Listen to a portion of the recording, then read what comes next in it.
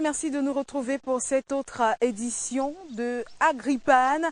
Chose promise, chose due. On vous l'a dit, on sortira des plateaux pour produire en pleine verdure. C'est le cas ce jour, vous pouvez le constater grâce aux cris d'oiseaux. On se retrouve dans ce verger 5 étoiles. Merci de nous retrouver pour cette autre édition de Agripan, consacrée essentiellement à son premier-né, Labo Agri. Quand on dit de l'agriculture, quel est le moteur principal de développement? Ce n'est pas qu'un leurre, car des pays comme le Brésil, l'Inde et même Israël ont pu se sortir de l'insuffisance alimentaire grâce à l'amélioration des conditions agricoles, grâce surtout à l'amélioration des conditions des producteurs agricoles. Labo Agri donc va s'intéresser aux différentes dimensions de l'agriculture en cette autre édition. Les dimensions qui font de l'agriculture la précieuse de l'espoir du développement de l'Afrique, car l'Afrique dépassée par les technologies en matière d'information, de communication et tout ce que vous savez, il lui reste encore cette agriculture-là pour côtoyer les géants. Dans Labo Agri, donc, nous aborderons les différentes dimensions qui donneront à l'agriculture africaine, si vous voulez, à Agripan, de réaliser le rêve des Africains, des producteurs agricoles. Sans plus tarder, mesdames et messieurs, je vais retrouver mon panel, le panel habituel, celui que vous connaissez. Bernard Djonga, en bonne place, ingénieur agronome, président du CRAC, c'est un parti politique croire au Cameroun. Pierre-Paul Moubitan, producteur agricole. Il est par ailleurs président de Save Africa. C'est une association qui prône, qui milite pour la protection de l'environnement et de l'écotourisme. Également Jean-Pierre Imélé, que nous allons retrouver, les producteurs agricoles, PCA de Biotropical. Mesdames et messieurs, on retrouve le panel juste après cette transition. À très bientôt.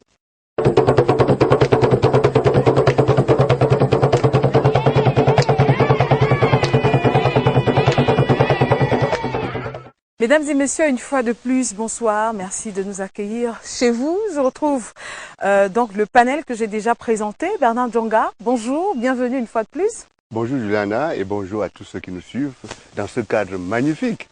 J'espère qu'un cadre comme celui-ci, ça ne peut que donner inspiration. Et je crois que nous tous nous serons vachement inspirés pour cette émission. En tout cas, on l'espère bien. Jean-Pierre Imélé, il est près de vous, il a commencé à sourire. Bonjour et bienvenue. Bonjour Juliana et bonjour aux téléspectateurs.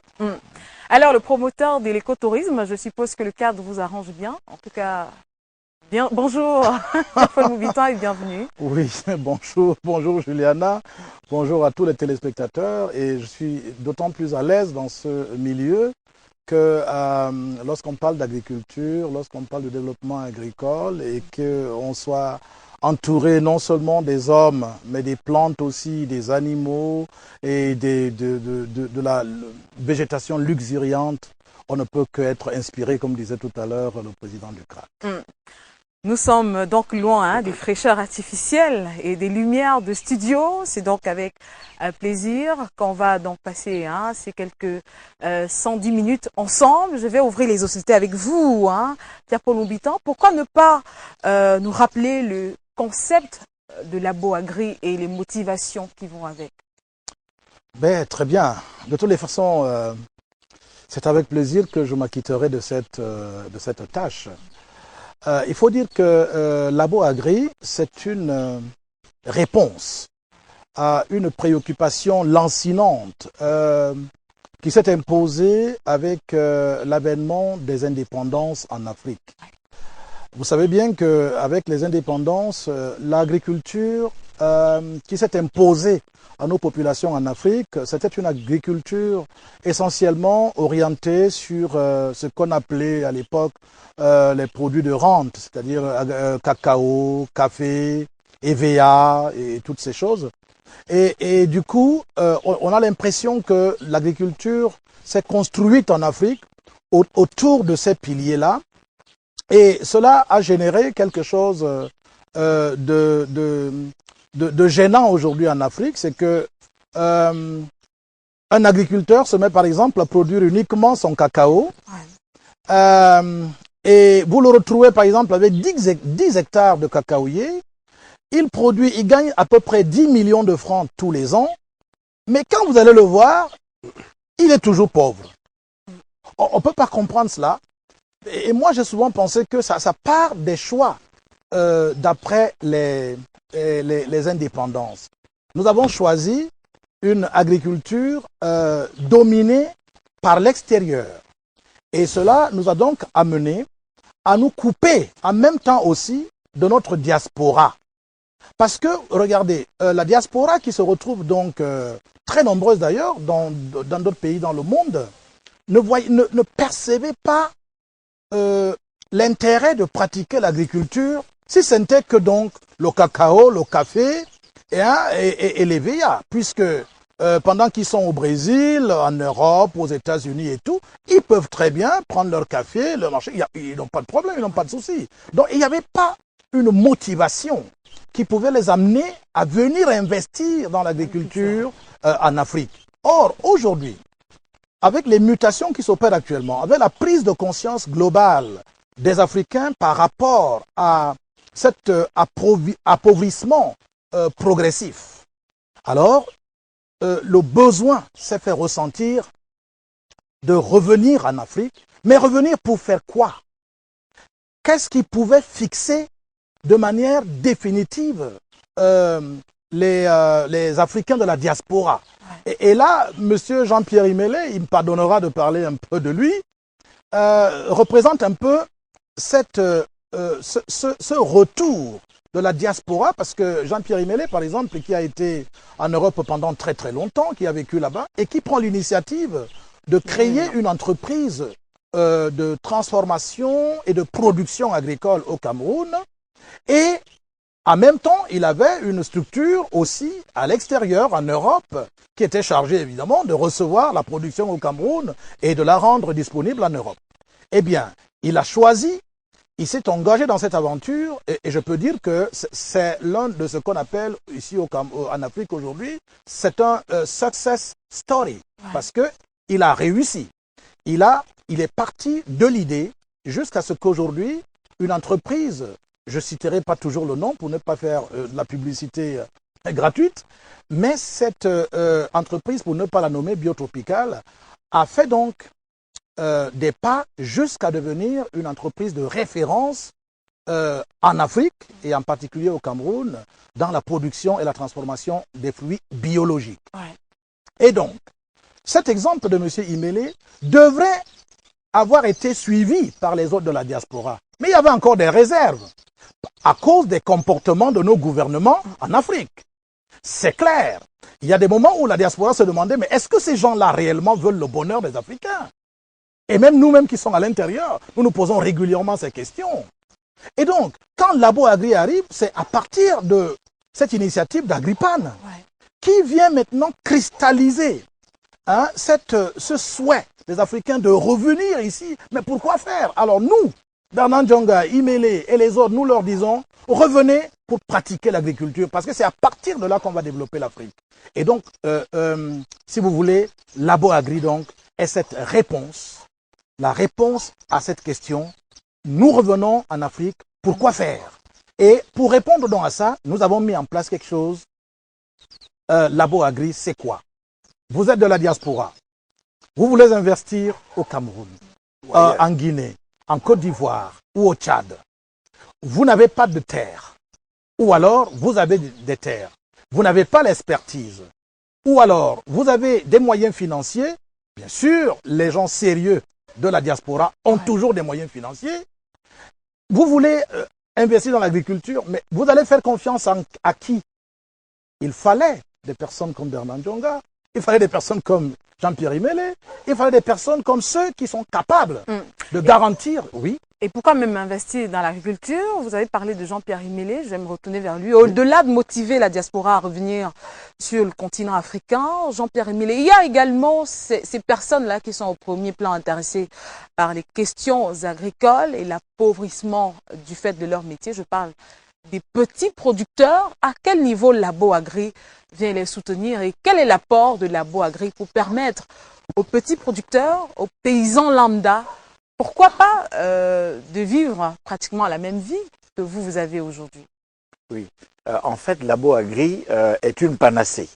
C'est une panacée parce que ça arrive à un moment où, comme disait Pierre-Paul, il y a un appauvrissement continu de nos campagnes, il y a une dévalorisation du métier d'agriculteur, et à partir du moment où on arrive à connecter les compatriotes de la diaspora panafricaine à des agriculteurs, petits agriculteurs de campagne, pour faire des productions agricoles, certes de rente, mais aussi des productions vivrières qui peuvent permettre de s'affranchir et d'avoir une meilleure souveraineté alimentaire, de facto, on change la donne. C'est-à-dire que l'agriculteur prend confiance en lui-même, crée de la richesse durable autour de lui, préserve l'environnement et finalement joue un rôle qui est très très important parce qu'il limite les sorties de devises à travers son activité.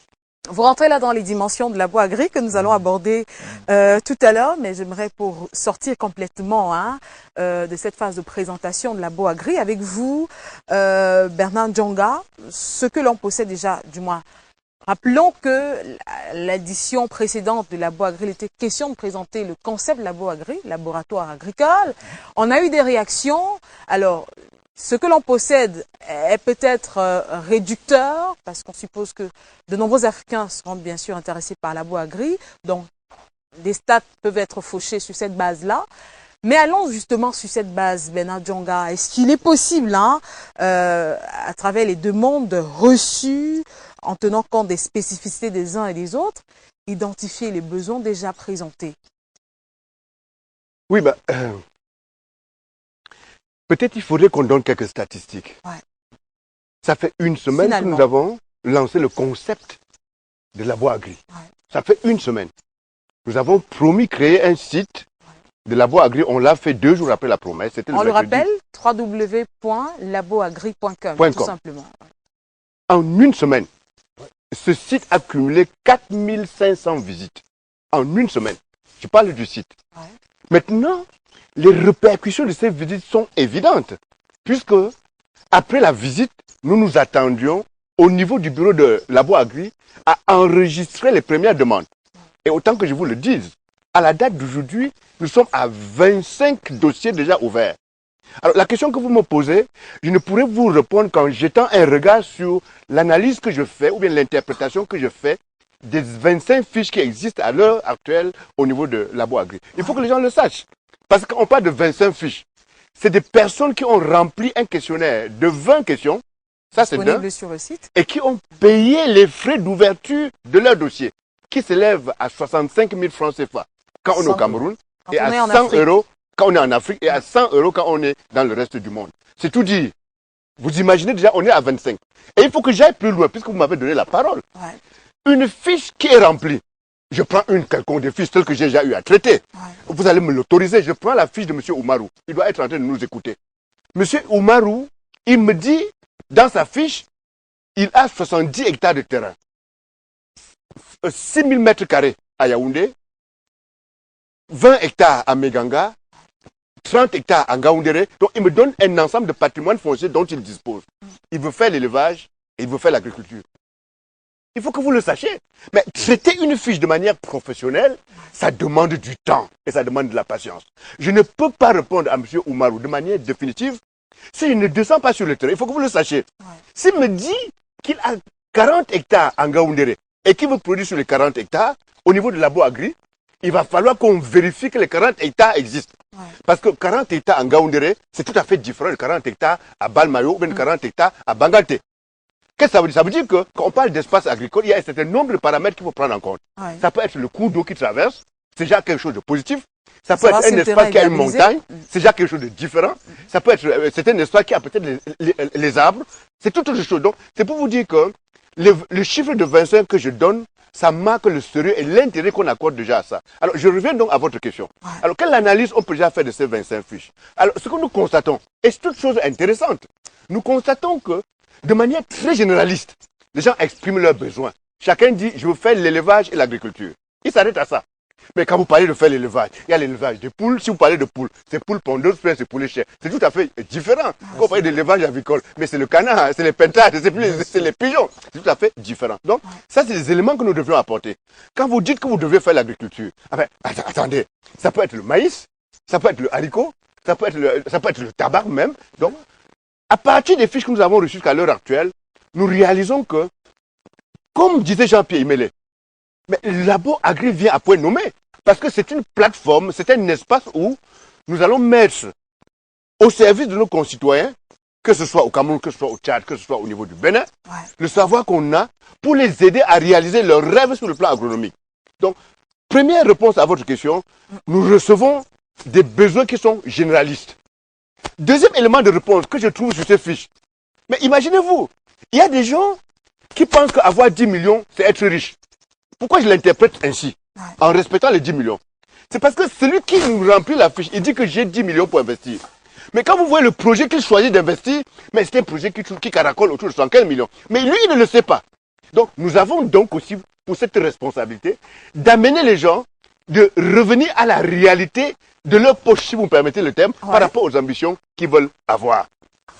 Voilà un peu ce que nous avons obtenu jusqu'à l'heure actuelle. Mais pour répondre directement à votre question, je dirais que aujourd'hui, je serais parmi ceux qui croient que si Labo Agri n'existait pas, mais il fallait rapidement créer Labo Agri. Et je regrette, et je présente en même temps nos excuses aux téléspectateurs d'avoir pris cette initiative un peu tardivement. C'est notre faute et nous en présentons nos excuses. En tout cas, vous êtes tout excusé, hein, Bernard Ndjonga.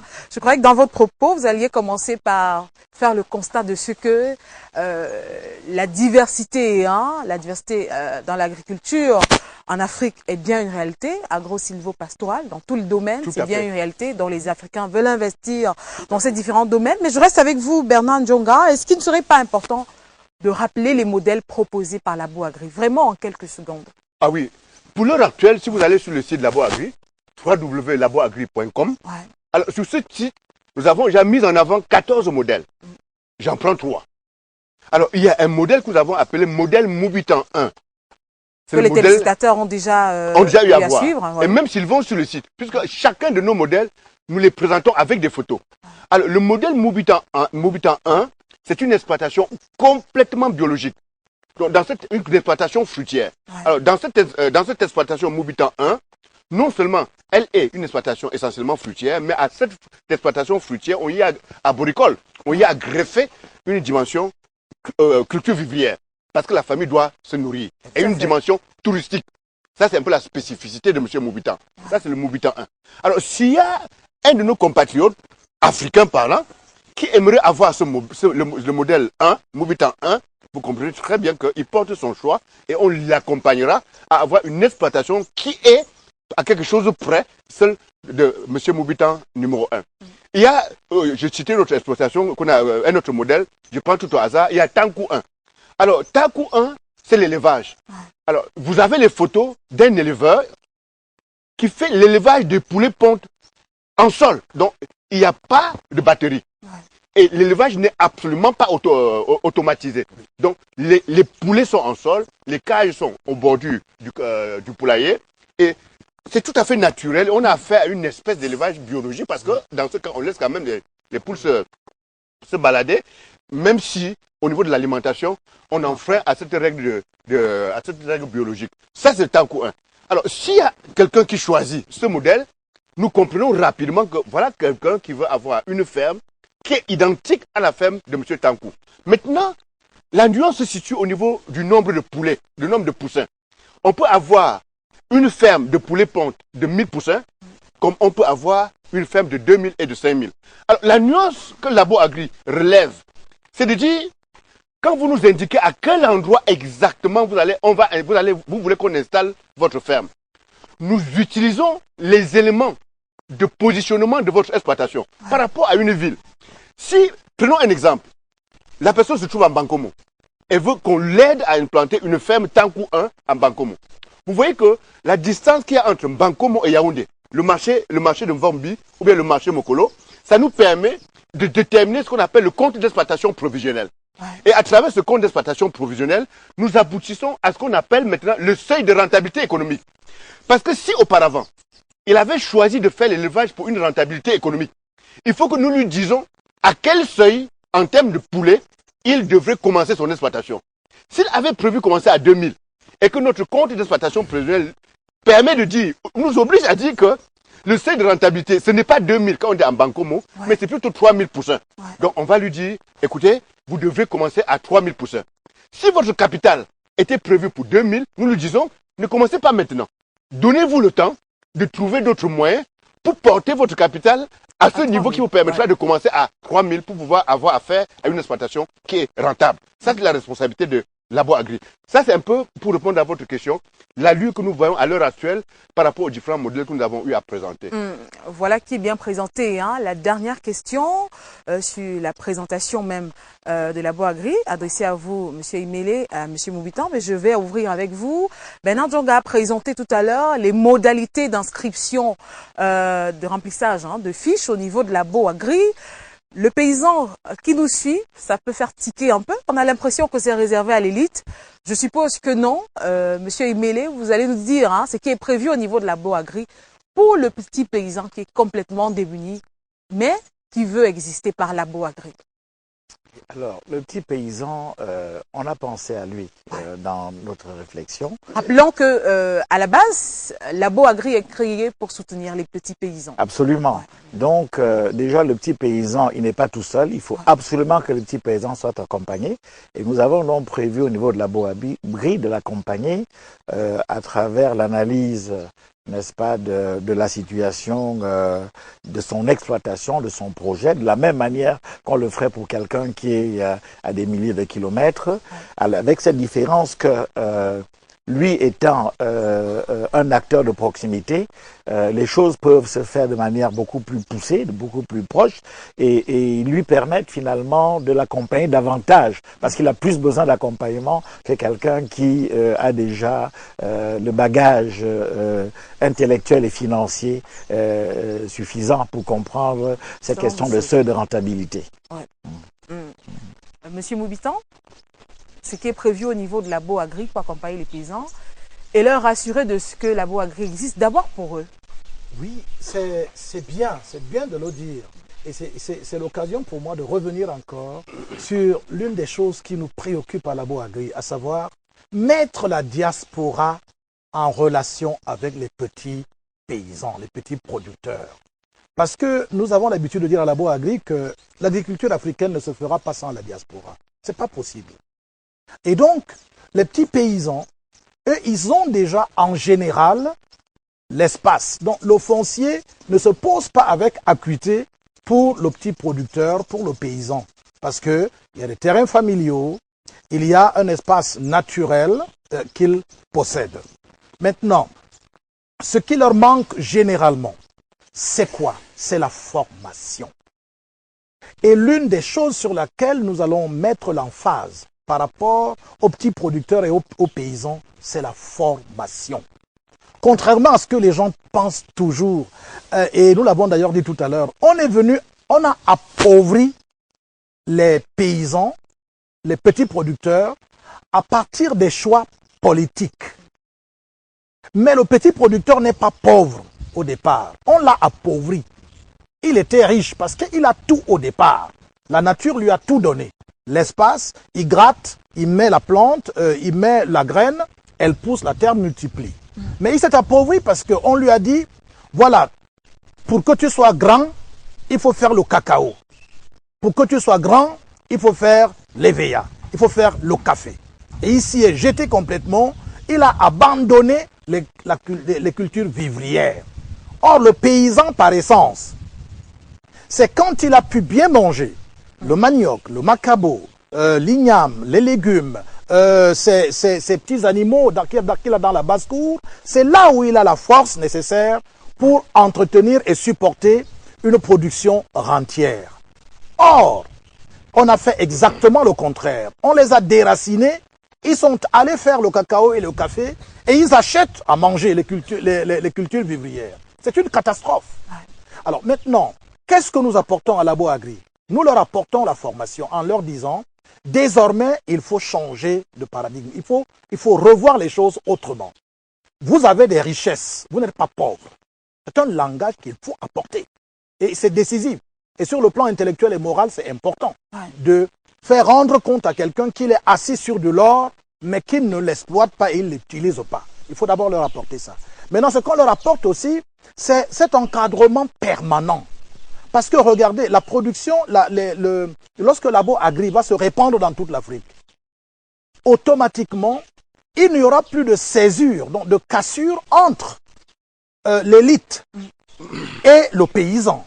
Puisque des points, c'est Bernard Djonga qui aime bien cette expression souvent, il y a des points de rencontre. On va finalement se retrouver dans un maillon, dans une chaîne où Très tous les bien, maillons sont importants pour... Ou que ce soit celui de la diaspora, se retrouve facilement avec un éleveur ou un cultivateur au fin fond du pays, tout simplement parce que dans la synergie que crée Labo Agri, il y a dans chaque arrondissement ou département des pays africains, il y a ce qu'on pourrait appeler un pôle d'émergence qui est capable non seulement d'absorber toutes les petites productions alentour, mais peut les transformer là et par la suite être à même de les mettre à la disposition du consommateur dans les grandes villes et y compris aussi dans les petites villes.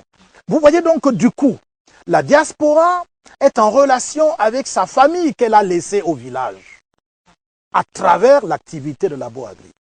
Vous voyez bien que les riches, donc ceux qui ont un gros capital, se retrouvent parce qu'il y a cette dimension sociale sur laquelle nous tenons beaucoup. Tout à fait, j'allais vous arrêter. Permettez-moi, Monsieur Boubitan, vous nous amenez là aux conséquences qui seront débattues tout à l'heure quand on parlera des différentes dimensions. On rappelle aux téléspectateurs qu'il y a Monsieur Thierry Niamen qui nous a retrouvés, il est producteur agroalimentaire. Bonsoir Monsieur Thierry Niamen et merci de nous retrouver pour cette autre édition de Agripan. Bonsoir, c'est un réel plaisir de me retrouver avec les autres panélistes pour partager cette vision extraordinaire de Labo Agri. Et juste une petite précision, je transforme les produits agricoles locaux. Donc, c'est ça. C'est-à-dire qu'il y a des gens qui produisent et moi, je récupère ces produits, je transforme pour pouvoir mettre à la disposition du consommateur final. Justement, la question, je crois que j'ai choisi la bonne personne pour la poser. On a décrié les lenteurs étatiques sur le continent africain et décidé de prendre les choses en main. Pourquoi pas s'organiser en tant que société civile? Je parle bien sûr des personnes qui constituent le maillon fort de Labo Agri. Mais il y a que la question des débouchés devrait forcément relever des obligations des États. C'est-à-dire que trouver ou alors donner aux consommateurs d'avoir les moyens de recevoir les produits qui partent des plantations et autres. Vous êtes déjà, entre guillemets, une certaine débouchée puisque vous achetez des produits aux agriculteurs, mais cela n'est pas forcément suffisant pour soulager le travail de ces producteurs-là. Oui, je suis généralement très mal à l'aise quand on veut déjà parler de la présence de l'État dans un certain nombre de processus. Il faut prendre les choses en main. Parce que mais est-ce que finalement la société civile va s'engager sans que l'État, à un certain niveau, un quelconque niveau, n'ait son apport? Monsieur Moubitan a parlé une fois des routes qu'il fallait faire, c'est d'une certaine façon soutenir l'agriculture. Ça c'est clair, mais je crois que je n'ai pas dit que l'impact que l'État ne doit pas intervenir. Mais je voudrais qu'on parle de ce que l'individu, de ce que le producteur doit faire en attendant l'État. Parce que tout ça peut aller en synergie, mais il y a des actes à poser. Et je voudrais... Comment accéder aux débouchés? Aux débouchés, je pense qu'on ne peut pas prendre cette question de façon singulière. Parce que M. Boubitan a dit quelque chose sur lequel je voudrais revenir dessus. C'est sur la formation. On peut avoir de très bonnes connaissances sur l'agronomie, sur l'élevage. On peut avoir de l'argent parce que les gens se disent on a de l'argent, on va aller se lancer dans l'agriculture. Et on a même transformé le producteur ou le fermier comme celui qui a perdu la route en ville pour aller se retrouver au village. Nous disons à Labo Agri que c'est non. On va en faire un métier. Et pour en faire un métier, il faudrait former même des gens sur la perception de ce qu'ils sont en réalité une force pour pouvoir évoluer. Vous savez, quand quelqu'un ne sait pas exactement, on dit jamais, si tu ne sais pas où tu vas, tu risques d'atterrir nulle part. Donc il faut au moins comprendre que cette agriculture ne sera pas un divertissement. Ce ne sera pas l'agriculture au téléphone. Ce sera l'agriculture, ce sera une transformation. Un métier d'élite. Oui, c'est un métier. Et il faudrait, et pour cela, il faut accompagner, parce que M. Emile a dit quelque chose, il faut accompagner les gens sur le plan technique, technologique, pour qu'on ne croit pas, parce qu'on a quelques finances, on va aller. Mais tout à l'heure, vous avez soulevé le problème des débouchés. Les débouchés, avant de produire, il faut d'abord vendre. Avant de produire, il faut d'abord vendre. Donc, nous pensons qu'à Labo Agri, il y aura, il faut faire une étude, il y aura toujours bien sûr, on doit d'abord faire une étude préalable. Vous savez bien, on nous a lancé à grande pompe, par exemple, la transformation d'une usine d'avocats. Moi, je suis dans le maïs. Si je connais déjà des problèmes dans le maïs, je voudrais me poser la question comment vous avez déjà vu un champ d'avocatier ou en quantité pour qu'on puisse parler même d'un marché. Donc, M. Imile qui est là connaît combien de fois il bagarre pour avoir des produits de qualité, pour transformer et revenir vers un marché. Donc, je pense que il est important de dire que Labo Agri va faire son chemin. Un chemin où on va aller étape par étape et les gens vont voir les résultats. Qu'on n'attende pas que tout vienne tout de suite parce qu'il y aura des choses à faire. Parce que les gens pensent qu'en allant pour construire une maison, s'il faut faire un plan, ce n'est pas en allant dans l'agriculture qu'il faut directement parce qu'on a, comme M. Bernard Djonga venait de dire, j'ai 40 hectares dans le nord et j'ai 40 hectares dans le sud. Mais il y a encore des questions à se poser. Qu'est-ce que vous allez en faire de ces 40 hectares? Et quel est le produit qui va sortir? Parce que ce produit, s'il n'a pas de débouchés, s'il n'y a pas de route, comme a dit M. Moubitan, c'est fini. On dira qu'on a échoué dans l'agriculture parce qu'il n'y a pas eu une étude préalable. Et au-delà de tout, moi j'enseigne la création d'entreprises dans les universités. Donc il est important qu'il y ait des questions spécifiques à se poser. Et il faut donner des réponses à ces questions avant de se lancer. On ne peut pas se lancer dans l'inconnu. Merci à vous, Monsieur Yamen, votre réaction qui permet de toucher la question des dimensions que l'on retrouve dans l'agriculture. La première, du moins, moi j'ai fait mon énumération personnelle et je place la dimension sociale sur le haut de l'échelle. Jean-Pierre Emile, qu'est-ce que cela sous-entend concrètement?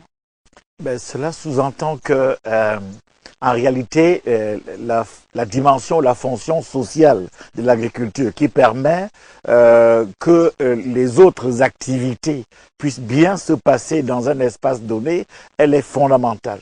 Elle est fondamentale parce que la paix sociale, l'éducation, la culture, l'économie même pure, la finance sont toutes connectées. Or, si la dimension sociale est occultée, et souvent elle n'est pas mise en avant, et c'est bien parce qu'elle n'est pas mise en avant que le monde agricole est en général un peu marginalisé, pas pris très au sérieux. Le fait que l'agriculteur permette à travers son produit de limiter le risque de famine, de renforcer la souveraineté alimentaire, de maintenir la paix sociale dans tous les pays est souvent largement méconnu. Et moi, je vais même plus loin en disant que finalement, si on regarde bien, ce sont les campagnes qui subventionnent les villes. Et si les campagnes subventionnent les villes, il serait de bon ton et de bon aloi que finalement les ressources générées par les campagnes retournent prioritairement aux campagnes de manière à placer l'agriculteur au panthéon et pour que placé au panthéon, il puisse du fait de cette respectabilité acquise être maintenant un prescripteur écouté, être quelqu'un qui a voix au chapitre pour l'élaboration des lois qui concernent son environnement. Voilà. Donc, je crois que pour rejoindre l'idée de l'importance du changement de paradigme, cette histoire de placer l'agriculteur au centre de tout en renforçant la dimension sociale et environnementale de l'agriculture est capitale. Et je pense que Labo Agri, à travers cette démarche, permet d'aplanir les oppositions apparentes qui existent entre la ville et la campagne, qui sont des oppositions entretenues simplement pour comment dire, permettre au système actuel, qui n'est pas un système qui promeut le développement durable, de perdurer. Et la responsabilité de nourrir les populations, c'est-à-dire devient une responsabilité bien comprise, où les acteurs en charge de nourrir les populations comprennent très bien leur rôle, la souveraineté alimentaire est là, et donc du coup, les questions de spéculation qui sont quelque part à l'origine des dysfonctionnements qu'on observe au niveau de l'économie mondiale devraient cesser. Et si ça cesse, et ça c'est pas seulement pour l'Afrique, parce que l'Europe aussi souffre de ça, les États-Unis souffrent de ça, le monde entier souffre du fait que l'agriculture ne joue pas sa vraie partition. Je finirai en disant que vous avez un pays africain, l'Éthiopie, où sur une production qui est le sésame, avec l'organisation d'une bourse de matières premières agricoles en commençant par le sésame comme modèle, le sésame a changé l'économie éthiopienne en moins de 5 ans. C'est-à-dire l'organisation de la chaîne de valeur sésame en Éthiopie a changé l'économie éthiopienne. Et en ce moment, les autres pays du monde regardent ça avec attention, surtout les pays africains, et il y a là quelque chose à faire. Quand on connaît la richesse de production agricole sur le continent, on peut bien s'étonner de ce que les autres ont du mal à suivre ce modèle-là. Alors, Benan Djonga, on parle de la fonction sociale de l'agriculture. C'est bien beau ce que présente Jean-Pierre Imélé, mais on peut être quelque peu réticent au quartier.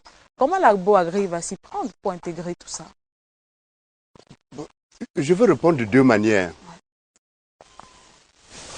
Il y a les statistiques populaires, acceptez le terme, qui reconnaissent que 67% de nos populations vivent de l'agriculture. 67% de nos populations. Ouais. Il faut savoir que de ces 67%, on compte ceux qui commercialisent, ceux qui produisent, ceux qui transforment, et bien évidemment, ceux qui produisent, si vous permettez le terme. Toujours d'après ces statistiques, ceux qui produisent, c'est-à-dire ceux qui sont en milieu rural et qui produisent, caracolent autour de 50%, des 67%.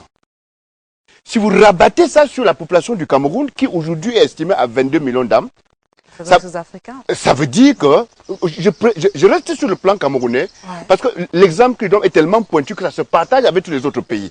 C'est pour ça que je veux qu'on me comprenne. Alors, vous avez donc environ 9 millions de nos compatriotes camerounais qui sont en milieu rural et qui vivent de leur production et qui vivent de l'agriculture. De ces 9 millions, vous avez 98%. Donc là, je me situe dans les 8 millions 950 000 âmes qui font ce qu'on appelle agriculture familiale. Donc c'est les petits exploitants. Alors, rien que sur la base de ces chiffres, quel que soit le modèle que vous allez appliquer en matière de développement agricole au Cameroun, si vous n'intégrez pas ces 98%, c'est que vous êtes sur une mauvaise route. Et c'est en ça que je le répète ici, vous entendez souvent parler d'agriculture de seconde génération. C'est un échec. Ça n'amènera nulle part. Parce que vous ne pouvez pas parler d'une agriculture de seconde génération qui n'est pas faite par ceux qui faisaient l'agriculture de première génération. Donc, la dimension sociale, il faut qu'on se comprenne très bien. La dimension sociale ici voudrait que l'agriculture de seconde génération, qu'elle soit appliquée par ceux qui faisaient l'agriculture de première génération. C'est-à-dire que les 98% qui travaillent avec la houe, qui travaillent avec la machette et qui n'ont pas de bonnes semences, que ce soit eux qu'on porte à ce stade où on travaille avec les tracteurs comme ils le disent aujourd'hui. Ça, c'est le développement et ça, c'est la dimension sociale que vous m'amenez à pouvoir ramener sur la table. Vous convenez avec moi que du fait que ce n'est pas ça, parce qu'on parle d'agriculture de seconde génération, c'est d'autres personnes qu'on apporte pour pouvoir faire l'agriculture de seconde génération. Des personnes qui n'ont même pas l'expérience de la production. Non. Vous avez les gens en ville qui, parce qu'ils ont des moyens, c'est eux qui ont le tracteur, c'est eux qui vont faire 40 hectares de maïs à gauche et à droite, alors que les petits paysans, dont c'est le métier, on ne s'occupe pas d'eux. On laisse tomber la dimension sociale de l'agriculture. Et ça, c'est extrêmement dommageable. Et c'est en ça que je dis, ce mot agriculture de seconde génération, je le dis pour une dernière fois, ça fait 8 ans que ce mot est venu sur la scène publique. Encore aujourd'hui, je demande qu'on me montre où on a implanté les agricultures de seconde génération. J'attends encore, on ne me les a pas montrés. Je ferme cette parenthèse. Je reviens sur l'autre aspect de votre question. Quand on parle de labo agri, mais il y a une dimension que vous ne lui donnez pas toute son importance. Ouais. Le mot laboratoire que vous voyez, c'est le laboratoire agricole. Ouais. Il faut qu'on se comprenne très bien. Et quand on parle de laboratoire agricole, ça veut dire que nous, au sein de Labo Agri, nous allons initier des expériences. Parce que quand on parle de laboratoire, c'est un lieu où on fait des essais, où on fait des analyses, où on prend des risques, où on teste des choses. Des simulations. Nous, à Labo Agri, nous avons notre laboratoire qui prend en compte cette préoccupation sociale de l'agriculture. Ouais. Comment faire en sorte, il faut qu'on se comprenne très bien par rapport à la question. Parce que la question que je pose, vous vous situez à Niamey, vous vous situez au Bénin, vous vous situez à Bamako ou bien à Ouaga, c'est la même question. Comment faire en sorte que les exploitations familiales soient à même non seulement de nourrir la famille, puisqu'on parle d'exploitation familiale, ouais, mais surmontent un ensemble de défis qui se présentent à elles aujourd'hui. Je peux vous en donner 5 défis. Le premier défi est démographique. Quand dans une famille, il y avait 5 personnes qui mangeaient ce qui venait au champ. Aujourd'hui, la même famille a 14 personnes qui doivent manger ce qui vient au champ. Alors que dans ce champ-là, on n'a pas amélioré la productivité, ni la production, ni l'étendue. Il y a un problème. C'est un premier défi. Le second défi peut être climatique. On parle de changement climatique de plus en plus. Ça veut dire quoi? Aujourd'hui, peut-être que vous ne le saviez pas. L'année qui commence, il y aura pénurie de maïs au Cameroun. Parce que dans la région de Fumbo, il y a eu déficit hydrique qui n'a pas bien plu. Ouais. Dans la région du Nord, il n'a pas bien plu. Ce qui fait que la production de maïs, cette année-ci, sera faible.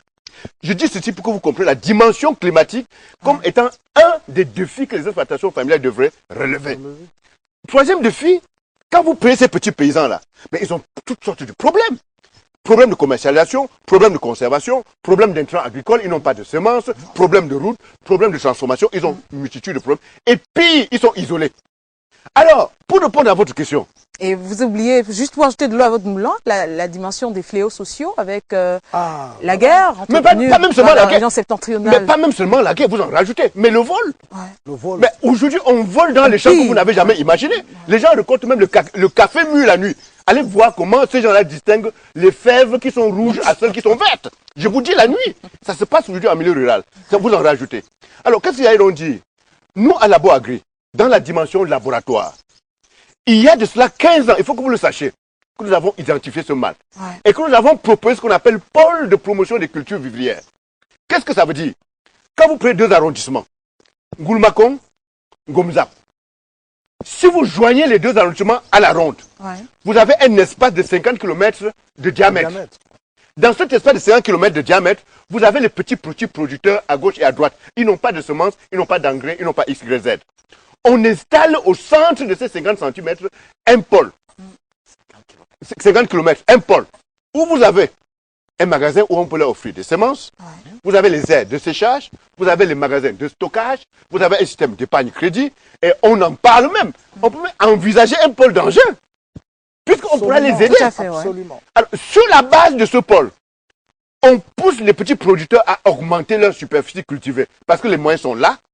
Parce que l'espoir de pouvoir valoriser le surplus est là. On leur apporte de bonnes semences, on leur apporte de bons intrants, ils augmentent leur production. La structure qu'on a mise en place recueille cette production. Le travail individuel crée un résultat collectif. Ouais. On les connecte au marché. On augmente leur niveau de vie. C'est pas tout. Et on satisfait à la demande dans les villes. J'en reviens, ce n'est pas tout. Parce que si on le fait, au bout de 5 ans, en intégrant les paysans les plus dynamiques, dans le pôle qu'on a mis en place pour pouvoir créer ce genre de dynamique de production, on transforme la dynamique de production en coopérative gérée par ces paysans et on se retire. Et voilà une vraie coopérative qui naît et qui résout les problèmes des petits producteurs. Ça, c'est le laboratoire. Ça, c'est le Labo Agri qui devrait faire cette expérimentation. Et vous allez voir que ça nous permet de relever le niveau de tous ces paysans qui sont pauvres, qui sont au ras du sol. Ouais. Ça nous permet de relever leur qualité de vie, de relever leur niveau et de leur donner plus d'ambition. Avec les mots, je pense que Pierre-Paul, il est mieux placé pour expliquer les effets que cela peut avoir sur la qualité de vie la population. Merci Bernard Dionga. J'arrivais justement à Pierre-Paul Moubitan. Au-delà de cette question sociale qui résout l'agriculture, il y a la question morale qui, naturellement, pourquoi pas, pourrait être épurée. Mais bien, c'est même là où le bas blesse. Parce que tous ces efforts qui sont consentis et qui seront consentis, ces efforts peuvent être balayés complètement par le manque d'encadrement sur le plan moral. Vous ne pouvez pas aller tout le temps seulement vers les gens, leur parler de rentabilité, sans en leur parlant pas de la valeur. Parce que la valeur, c'est-à-dire quoi par exemple? Un agriculteur, c'est quelqu'un qui par essence est un être qui apprend à endurer, qui apprend la patience, qui apprend la tolérance, qui apprend la solidarité. Parce que vous ne pouvez pas, et c'est ça qui nous manque le plus actuellement, et nous parlons chaque fois de la corruption qui règne partout. Mais la corruption vient du fait que ces valeurs ne sont pas promues. On en parle de manière dans des slogans politiques tout simplement, mais la réalité est que quand vous avez fini de paupériser les gens, de les affaiblir, parce qu'ils sont abandonnés, tout à l'heure vous avez parlé d'isolement, moi je parle d'abandonner. Alors, à ce moment-là, qu'est-ce que ces gens font? Même quand il a produit son cacao ou bien son maïs et tout ça là, il a de l'argent, il va acheter de l'alcool. Mais c'est catastrophique. Ça a des conséquences incroyables. Regardez ce que les politiques font dans les États africains, par exemple. On promeut la fabrication de, ou c'est Kotiko, ou Kitoko, ou je sais pas quoi. Alors, ces boissons enivrantes qu'on achète à 100 francs partout dans les villages. Vous ne pouvez pas imaginer la catastrophe, les dégâts que cela cause. Parce que l'agriculteur qui hier était habitué à prendre son bitacola, hein, cette cola oui, qui redonne de l'énergie, qui donne de la matière pour qu'il aille travailler, le gars aujourd'hui ne prend plus le bitacola, il prend les alcools mal distillés. Les alcools mal distillés et tout cela. Et les pouvoirs publics regardent cela et jouent, surfent là-dessus et ne prennent pas de décisions idoines. Alors, sur le plan moral, il faudrait qu'on dise à l'agriculteur que toi-même qui produis, tu dois manger bien. Parce que c'est en mangeant bien que tu pourras produire non seulement en quantité, mais aussi à long terme. Il faut savoir que les efforts que tu accomplis, tu dois jouir de ces efforts. Il n'y a personne qui travaille sans pouvoir avoir un salaire. Et le salaire n'est pas seulement l'argent, c'est aussi l'épanouissement, c'est aussi la joie de vivre. Or, cela manque beaucoup dans les zones rurales. Il y a un autre fléau. Dans les zones rurales, allez voir, et c'est malheureux, vous allez voir les plantations reculées où au milieu de la cacaoyère, au milieu du café et tout, on plante le marijuana, il y a le chanvre et tout cela et tout. Tout cela pourquoi? Parce que les gens, les paysans cherchent à compléter leurs revenus. Ils choisissent donc ce qui peut leur donner plus facilement de l'argent, parce que le marijuana ou le chanvre, même si vous êtes dans un trou quelque part, il y aura des gens pour vous retrouver dedans. Or, si nous créons des conditions pour que les paysans puissent varier leur production, faire en sorte que quand tu as planté du cacao, tu as peut-être 1 hectare, mais il faut avoir à côté 1 hectare aussi d'arbres fruitiers d'hiver, pour qu'à tout moment tu sois capable de manger, que tu n'aies pas un problème de famine. Parce que dans 1 hectare, si tu mets au moins 10 variétés d'arbres fruitiers, fatalement toute l'année tu auras à manger. Chaque mois tu as à manger. Il faut pouvoir résoudre ces problèmes-là de cette manière. Donc il faut dire aux gens, sur l'aspect moral, il faut que les conflits, au lieu qu'on laisse par exemple, non, c'est pas pour dénigrer les forces publiques ou quoi que ce soit, mais c'est des phénomènes qu'on vit tous les jours. Le paysan est non seulement déjà abandonné, mais en plus, il y a des fonctionnaires véreux qui partent leur prendre chaque fois de l'argent parce qu'on vient, on dit, allez, tu n'as pas payé les impôts, on va sceller ta boutique. Alors, tu n'as pas payé les impôts, on ne lui dit pas combien il doit payer, hein. Mais on scelle la boutique. Le pauvre qui craint, et la tenue militaire, je veux dire, le gendarme, il craint qu'on risque de le mettre en prison parce qu'il n'a pas payé les impôts. Lui, c'est pas ça. On ne peut pas vous mettre en prison parce que vous n'avez pas payé les impôts. Donc, vous voyez la dimension morale. Il y a tellement de choses à dire. Ou la vieille dame qui se retrouve obligée des frais supplémentaires de transport. Parce voilà. que sur les voies de péage, on estime qu'il y a surcharge. Il y a la surcharge marchandise qui est mal engouffrée dans les voitures. Chers téléspectateurs, malheureusement, vous ne pourrez réagir pour cette édition en direct. Vous comprenez que le changement de cadre nous contraint nous restreint à certaines habitudes. C'est sûr que prochainement on déménagera également avec notre standard. J'aimerais, au-delà des fonctions sociales et autres, avec vous, Monsieur Niamen, les fonctions économiques, mais malheureusement avec vous, je reviens également sur les questions relevant de l'État. Monsieur Mobitan parlait tantôt de l'État qui laisse faire un certain nombre de choses, mais on a vu les promotions de certaines cultures précises. À une époque, on parlait de cacao, café, banane pour développer des régions précises en Afrique. Et maintenant, on estime que des plantes comme le manioc sont les plantes du futur. Et les États s'engagent à faire des promotions là-dessus. Les paysans s'y engouffrent.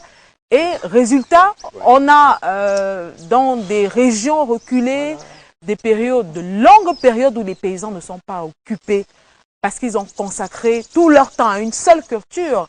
Est-ce que d'une quelconque façon, l'État n'est pas responsable de cela? Et comment venir à bout de ces différents phénomènes? Alors qu'on sait qu'en dépit de tout, les terres africaines sont très riches et qu'à côté de ces cultures-là, on peut faire autre chose. Je crois que vous signalez quelque chose de très très important dans le processus. Mais si on revient au concept de Laboagri, je pense qu'il y a une dimension que nous allons mettre en avant. Vous savez, dans la tête des gens, l'agriculture est devenue une agriculture fiction. Donc on ne voit même pas de quoi il est question. Parce qu'il y a je peux vous assurer qu'il y a des étudiants à l'université qui n'ont jamais vu un champ. Ils ne savent même pas de quoi il est question. Donc, à travers les modèles que nous avons, je serais prêt à ouvrir mon entreprise à des jeunes pour qu'ils voient comment est-ce qu'on peut partir de la matière première à un produit fini. Monsieur Moubitan disait qu'on va former, on va éduquer, mais on n'a même pas besoin de tout ça. Il faut juste aller faire un tour chez lui. Donner la bonne information. Pour comprendre le bien-être qui peut exister quand on a fait de l'agriculture. Parce que nous voulons, il faut qu'on arrête la fonction de théorie. Trop de théorie, on a beaucoup fait de théorie. Si vous allez dans à l'ENSA, à l'INADER, il y a des mémoires qui ont été faites, des mémoires et des tonnes de mémoires. Regardez bien au niveau de l'ENSAI, chaque fois, il n'y a aucun étudiant de l'ENSAI qui peut vous dire qu'il ne connaît pas la formule de la mayonnaise. Mais dites-moi si vous connaissez une mayonnaise fabriquée par un étudiant ou alors par des Camerounais sur le terrain, que ce soit ici, que ce soit dans d'autres pays africains, parce que tout cela est importé. Mais c'est nous qui avons le pouvoir d'achat. C'est le paysan qui a le pouvoir d'achat, donc il saura qu'il peut faire lui-même sa propre mayonnaise. Et moi, j'insiste sur le fait qu'il ne faut pas qu'on aille dans les théories. Nous allons présenter des modèles afin qu'on sache que c'est possible. Et si on revient maintenant à votre question, c'est cacao, café, oui, c'est bien beau. On a même dit le manioc. Mais tant qu'il n'y aura pas de débouchés de ses propres produits, il m'est arrivé de travailler avec la GIZ pour pouvoir transformer le Njansan qui était abandonné au niveau de l'Est Cameroun pour pouvoir faire la farine de Njansan et l'huile de Njansan qui a des propriétés pharmacologiques indescriptibles. Bien emballé, personne n'a cru que ça venait de l'Est Cameroun. Pour qu'on puisse comprendre, le producteur de Njansan n'a pas besoin de ce Njansan emballé. Il y a des gens qui ont besoin de l'autre côté. On va vendre au prix et au bon prix. Parce qu'on a passé le temps à nous dire que nous vivons à moins d'$1 par jour. Je veux comprendre s'ils connaissent le kilo, combien coûte le kilo de Njansan qu'un producteur à l'Est Cameroun joue avec. Donc, il y a ce côté et c'est à nous d'attirer l'attention sur les cultures et comme on a dit, sur les débouchés. Parce que si on cultive, il faut savoir, on va dire, quels sont les dérivés du manioc, par exemple. Si les gens ne connaissent pas les dérivés, s'ils ne voient pas, ils ne pourront pas se lancer parce qu'on a mystifié tout ce qui peut être rentable. On a dit, ce n'est pas possible. Et quand toutes les transformations sont mal connues, sinon inconnues. Sont mal connues, inconnues. Et à un moment, on crée un mythe pour éviter même la prise de conscience, parce que pour moi, le fait que la boîte présente un certain nombre de modèles va déclencher des phénomènes tels que nous serons submergés dans l'avenir. Et moi, j'y crois. Parce que quand quelqu'un n'a pas vu, vous aurez beau raconter un certain nombre de choses, dites même manioc. Quels sont ceux qui ont déjà vu, quand on parle de tubercules de manioc, que c'est au sol? D'autres l'ont vu sur les feuilles. Donc, je pense qu'il est important de dire aux gens, c'est quoi ce que vous allez faire, comment vous allez le faire, pourquoi vous allez le faire, et avec qui vous allez traiter. Monsieur Bernard Ndjonga a dit quelque chose sur les coopératives qui peuvent se créer. Mais c'est une solution, par exemple, pour les transformateurs. Si vous ne pouvez pas savoir ce que nous faisons pour avoir le maïs qui est simple.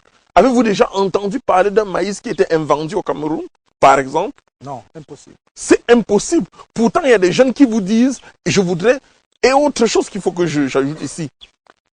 Quand on va vouloir faire l'agriculture, chaque fois que j'enseigne la création d'entreprise, on parle du business plan. Qu'on sache que même pour cette agriculture-là, nous allons faire les business plans. Parce que sans c'est un métier scientifique. Hein? Bien sûr, on aura une démarche qui permette à tout le monde de comprendre vers où on va. Parce que le business plan, c'est un document qui nous permet de savoir vers où on va.